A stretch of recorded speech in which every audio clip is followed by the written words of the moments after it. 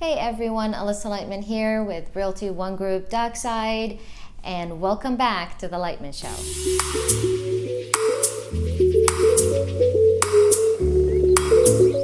Make sure you give this video a like, subscribe, and share with your friends and family. And you can also comment below with any questions or topics you would like us to discuss in the next episodes.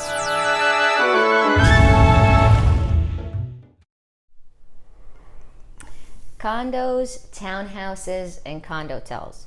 What is the difference? And are there any concerns from like a legal point or a lending point? What do you think, Ed? How much time do we have? Can I go first? Go ahead. Legally, I don't. There's nothing I do differently. Nothing at all. Legally, They're all the same. for me, it's my process is the same regardless. Now, the ownership is different. You know how you own those things, and whether you own the land, don't own the land. That sort of thing is all different. Can be different. But legally, from my perspective, my job is the same no matter what. Take it away, Ed. Okay. So let's start with the easy one. Let's start with a Yes. townhome. Townhouses. Right? Okay. Townhouse, zero difference. Townhouse is treated just like a regular single family home. So from a loan to value perspective, how much are you borrowing against it? What your interest rate adjustments may be versus a condominium. There's absolutely no difference between a townhouse and a single family home outside of the fact that it's probably a planned urban development, right? So it's a PUD.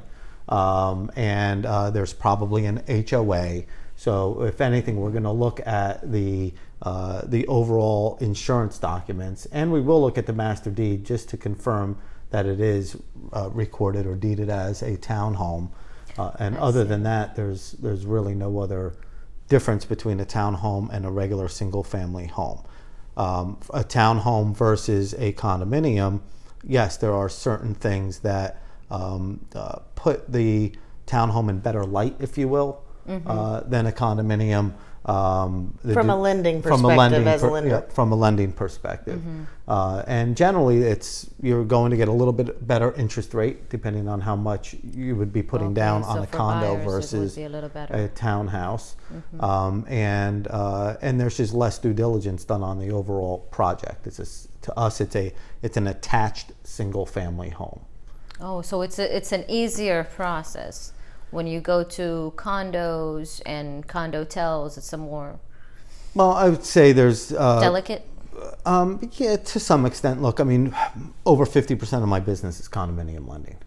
We are just in that market where half of it's single family home, half of it's condominium lending. So to us, it's just day to day. It's the same process that we do. However, it's important, not just from an agent's perspective, but from a buyer's perspective, that the due diligence when looking at condominiums are done and done correctly, right? You want to know that they have a sound budget. You want to know that they have the proper reserves. You want to know that the HOA has the proper insurance in place. You want to make sure that there's certain things, and we'll get into it more when we talk about condo versus condo hotels, what the differences are there. But it's generally not stopping the loan process.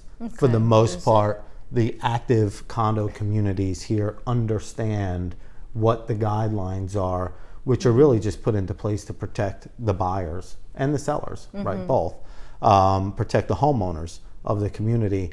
They understand it. And I can tell you, I should knock on wood, but I really have, We're knocking on wood. thank you, hardly any issues at all when it comes to the lendability of within any specific project. So easy, same amount of time, just maybe a little different or more paperwork.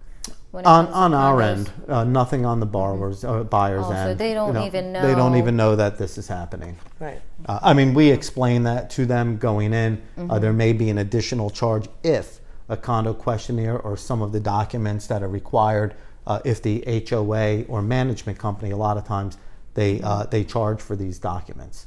A questionnaire is probably the one that they charge most of the time for if a questionnaire is needed. And that could cost anywhere from another $100 to $250 in condo documentation fees. Now, So, is that mandatory, or when do you actually need a question? so there's two different types of condo reviews that we do. One is a full review, and the other one is a limited review.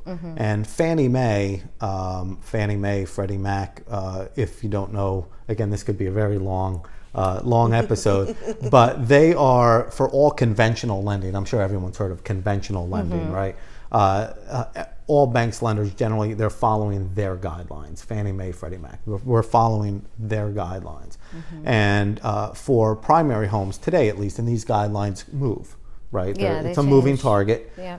but generally they're pretty consistent. They announce whenever there's a big move that's going to happen within the guidelines. But for condominium lending today, if it's a primary home, you can get a limited review, and I'll explain what that means, with generally 10% down. 10% or more, you're generally going to get a limited review.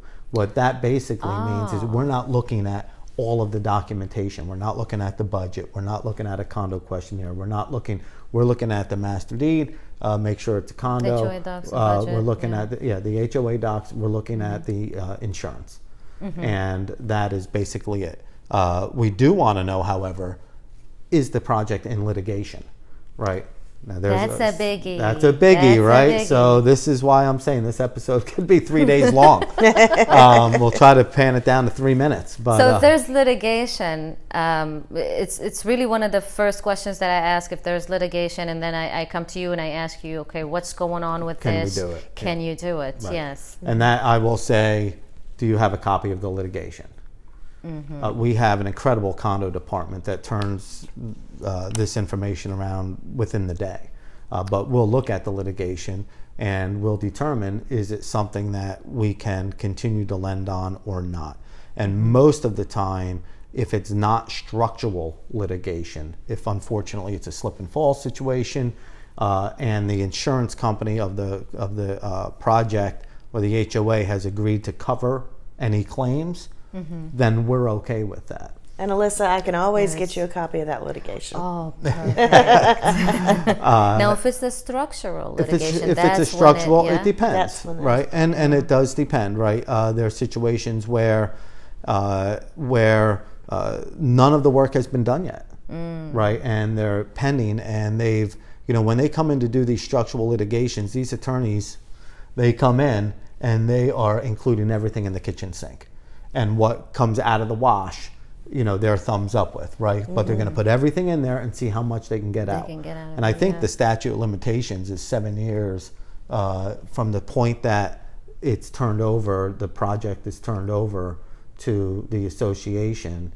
I think they have 7 years. I don't do to construction go litigation. back. So, I and don't then even after know. that, it's the HOA that's responsible. That's responsible. To So pay a lot for of these it. projects you see come around within the statute of limitations, and they hire these inspectors and attorneys, and they come in and they look at absolutely everything, say, what can we go back to the developers on? And then they go back to the developers on it. And so, there are situations when it's structural, we look at, is it a safety issue? Is it a safety issue? Is it a water penetration issue? A lot Right, of condos mold, will water have that, penetration, yeah. safety. Those are the items that we're most concerned with. So there are instances where we've gone ahead and approved projects that are in litigation. It just really depends on what is inside of those documents. And then part of that, you have to check for assessments. Yep, to see if there's going to be any special assessments that are going to be coming around. There was a project where there was a special assessment. It was in litigation, and 4 of the owners were suing the HOA because they got hit with an assessment. Now, How did that go? we approved the project and we closed. Yeah. So it went pretty well for the buyer, but Good. someone's always, unfortunately, when you deal with projects that have 300 units in it, 500 units in it, whatever the case, somebody's not going to be happy about something. It doesn't happen often. Most of the litigation that we see is either structural or slip and fall to some extent. But even if it's structural, if there's if it's a condominium complex where there's multiple buildings, say 10 buildings within it, and 7 of them were named in the litigation for structural issues and 3 of them weren't, well, if the client's buying one of those 3, we're not going to have an issue there either. So it's not going to stop the process from happening 100%, but we definitely need to look at it and need to make a determination. And that's conventional lending. Now, there are some of my competitors, okay, and I know who they are, that if there is a litigation issue, they may portfolio that loan. Now, what does that mean? What is portfolio? That means it's outside of conventional lending. So that bank has created a product of their own that they're saying, we're going to hold this note based on these guidelines like and an parameters. in-house lending? Exactly. Okay. It's going to be more in-house, something that they're not going to sell to an investor, or they might eventually sell it to an investor, but it's not conventional lending. So you're generally going to have maybe a little bit higher interest rate. You're not going to have the same terms. You probably won't be able to get a 30-year fixed. It's probably going to be an adjustable rate mortgage. So again, with risk comes price. But there, it doesn't mean that it can't be done. It just may not be done at the best terms that really are available. Okay. Now the other thing is that, and you already said there are no attorney concerns whatsoever. It could be. As far as I'm concerned, it doesn't matter what you're buying. I'm going to do the same thing every time. We're just trying to work you into the conversation. Yeah, I know. But what I want to know about is what's your take on condo tells. So I know, from my perspective, I've listened to other people try to get lending on condo tells, and it's very difficult. There are few lenders who will do so. So tell us why. Why is it so difficult to find a lender who will lend on a condo tell? Well, it's interesting because there's a lot that has changed for 2019 in regard to condo tell lending. Are they getting better? In a good way. Okay. Yes, in a good way. However, it is, so let me put it this way. So Fannie Mae, we've talked about conventional lending, right? So I can lend condo tells, banks can lend condo tells, everyone can lend condo tells for the most part, because there's an investor out there that's willing to buy that money at certain risk levels. I see. Right? So, same as a project that may have litigation in it, is someone willing to lend on it? Yes, at 30% down, at a higher interest rate, at a non-30-year fixed mortgage, right? So someone is willing to do it, it's just the buyer's going to pay the price. And from the seller's side, we're in a market that there's a lot of cash, right? So let's just take the oceanfront, for instance, because that's where most of your so-called condo tells are going to exist. When the projects were initially put together, built, the developers wanted to market them in the best light that they can possibly market these projects, especially being oceanfront in a resort area. So that's where XYZ resort, XYZ this. So that's why it mimics a hotel in a lot of ways when you look at it online.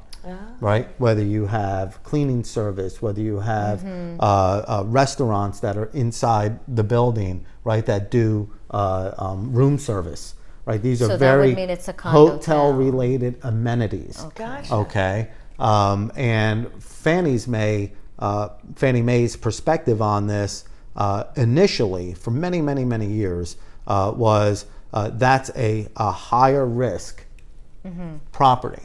Well, it very well may be, depending on the market that it's in. When you're in a resort, an active resort market like ours, right?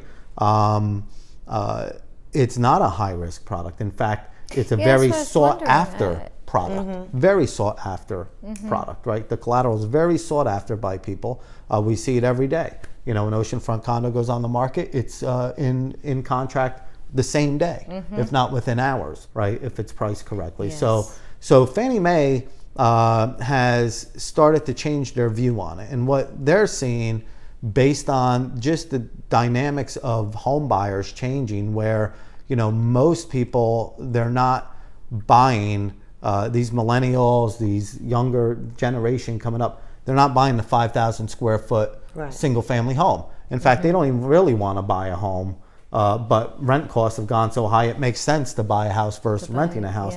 So they're buying something that they don't need to buy a lot of furniture, right? They can throw out their blow up bed and sack out on it, and then go travel the world and work remotely, and they're on the move. So what Fannie Mae is realizing is that 50% plus of all new sales that are really happen nationally, new construction, is either a PUD or a condominium of some sort. So they're saying, hey, we need to look at this and rethink our guidelines. I'm glad they have, because there are so many people that want these it is, but it's a slow moving, it's slow moving, and I'll tell you why. So they've changed their guidelines considerably, where in the past you would see a condotel and we would say, oh, there's a check-in desk, no dice. There's cleaning service, not happening. There's vending machines, right? There's lockout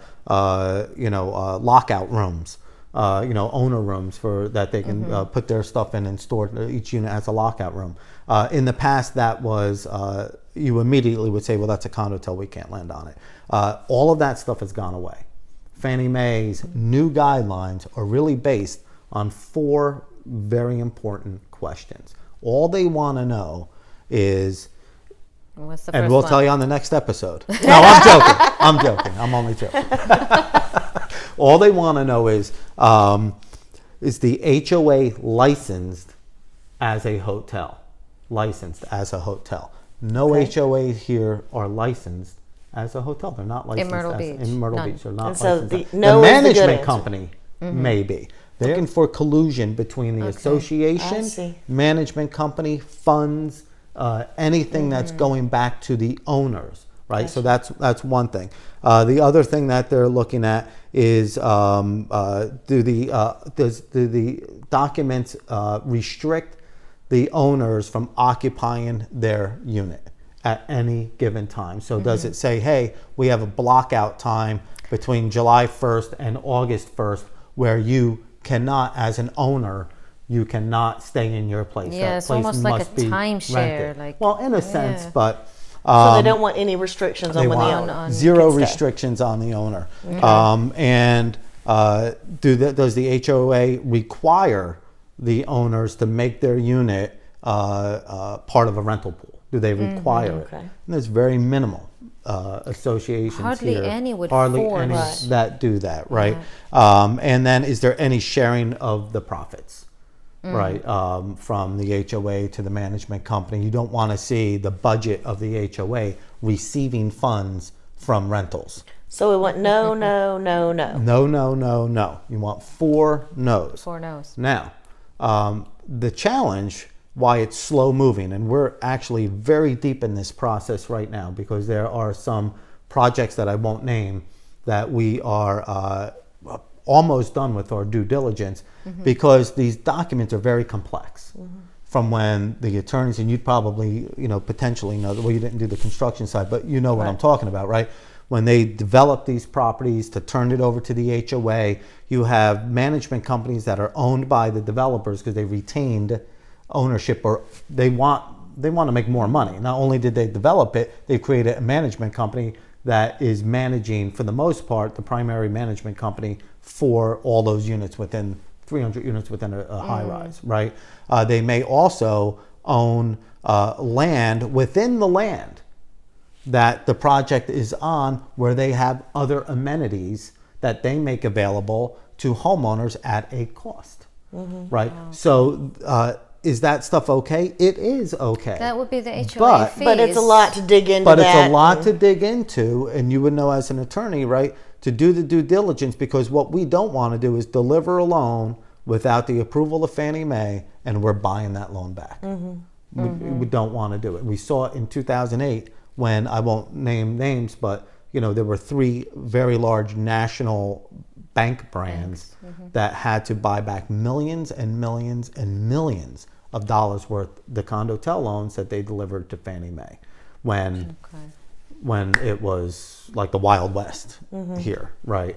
And now, they were trying to lend on anything. They were lending on and not anything paying and attention everything, to regulations. and it was just going in, and it was being accepted, and so the bottom line is, we are really very close to turning this corner I had a very long conversation for about 45 minutes on Friday with our condo standards team, and we are very close to turning that corner to say what we normally think is a condotel can be lent on conventional lending. Right.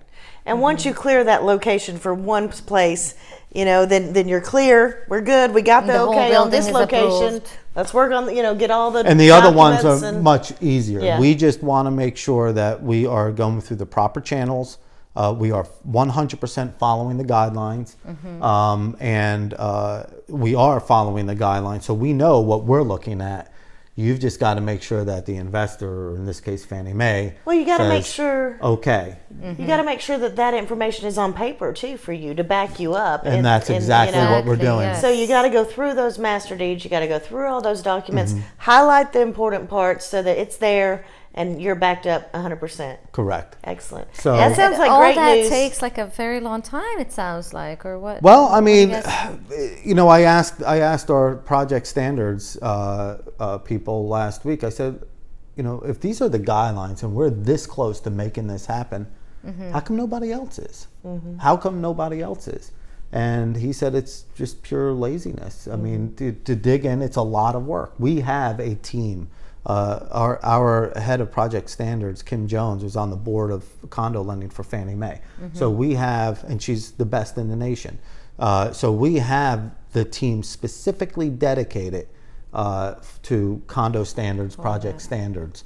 That's great. That's a very smart move because there's a big market for It's that. a huge right market now. for Yeah. that. And, we've got to walk that fine line of making sure we're not going beyond risk levels, yet we don't want to not do that business either. So, Condo tells, look, there may be very few left by the time that we're done, but the important thing to know is from a conventional standpoint, even if you get across all those hurdles, if there's timeshare or fractional ownership within any building, then that's 100% no. That's 100% for no. conventional lending. All right. And Well, there are just a few resorts. we heard like it all that. from the expert. Yes, we did. Unfortunately, there's not much I can add to that. I think that was very, very thorough, and I hope if you guys have any more questions or wanted to add to it, we'll have the information below for you. You can always comment with any topics or any questions you have on that. Thank you so much, and we'll see you next time.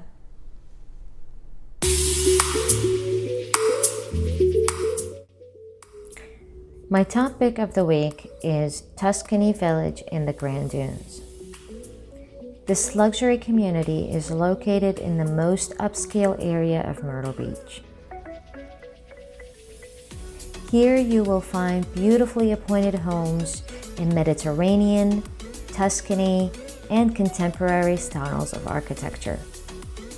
Exquisite custom-built homes with amazing views of the golf course, lake, or both. They also call it the Golf Village. These gorgeous homes are built at 2,300 and up to 4,500 square feet heated of fine workmanship, lush landscaping, beautiful outdoor seating areas with pools, outdoor kitchens, and fireplaces. Tuscany Village is in the Grand Dunes community, meaning you can enjoy all the amenities they offer, beginning with the 27,000 square foot member club designed in old world Tuscany style with exquisite dining, event rooms, and much more. The two 18-hole golf courses, including the area's only private golf course. The tennis club with 10 courts. The Intercoastal Waterway Marina with restaurants and fun activities. I also have to mention the social centerpiece of the Grand Dunes, the Ocean Club. This 25,000 square foot Mediterranean style club is where the homeowners enjoy their piece of heaven at the beach. The private access to the Atlantic, restaurants, bars, and well-appointed event rooms, as well as multiple pools to enjoy.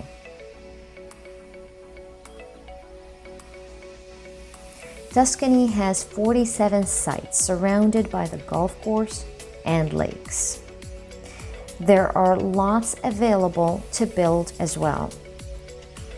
Only one home sold in the last 12 months at $815,000. And very limited number of homes is available for sale now.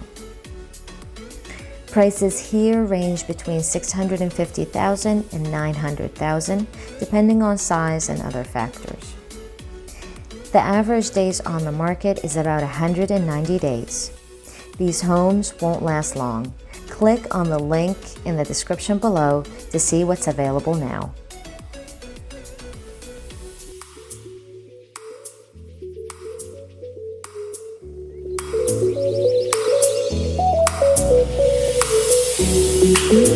Thank you.